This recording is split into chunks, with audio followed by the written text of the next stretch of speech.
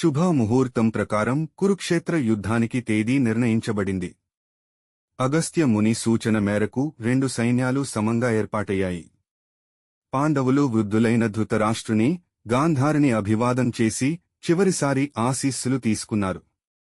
భీష్ముని వద్దకు వెళ్లి ధర్మరాజు అతడికి వందనం చేసి, మేము ధర్మయుద్ధం చేస్తున్నారు, మీరు యథాధర్మంగా స్పందించండి అని వినయపూర్వకంగా చెప్పాడు. భీష్ముడు ఆశీర్వాదమిచ్చాడు, కాని తన విధిగా కౌరవ పక్షాన నిలిచాడు. పాండవుల సైన్యంలో అర్జునుడు అత్యుత్తమ ధనుర్ధారి, భీముడు శక్తిమంతుడు, ద్రుపదుడు, శిఖండి, సత్యకి, అభిమన్యు, ఘటోత్కచుడు వంటి బలమైన యోధులు సిద్ధంగా ఉన్నారు. కౌరవుల పక్షంలో భీష్ముడు సేనాధిపతి, ద్రోణుడు, అశ్వత్థామ, కర్ణుడు, అంతకు ముందు వరకు యుద్ధంలో లేడు కృతవర్మ, శకుని, జయద్రథుడు వంటి అనేక మంది మహాయోధులు ఉన్నారు. ఆ రోజు ఉదయం అర్జునుని రథం కురుక్షేత్ర యుద్ధ భూమికి ప్రవేశించింది. రథంలో శ్రీకృష్ణుడు సారథిగా ఉన్నాడు. అర్జునుడు తన రథంపై నిలబడి ఎదురువైపు కౌరవ సైన్యాన్ని చూశాడు.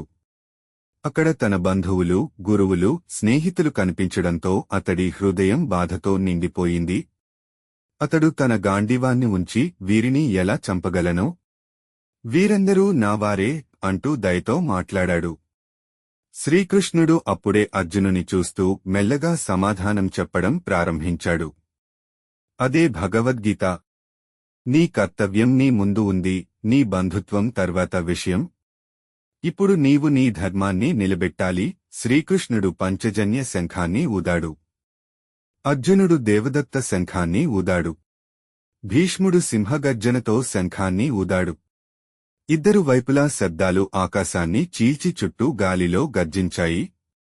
ఇది కేవలం ప్రారంభం మాత్రమే. ధర్మానికి అధర్మానికి మధ్య జరిగే ఘోర యుద్ధానికి శ్రీకారం చుట్టబడింది. మీకు ఈ వీడియో నచ్చితే లైక్ చేయండి, మీ మిత్రులతో షేర్ చేయండి. ఇంకా ఇటువంటి వీడియోల కోసం మా ఛానల్ను సబ్స్క్రైబ్ చేయండి. మీరు చూసినందుకు ధన్యవాదాలు.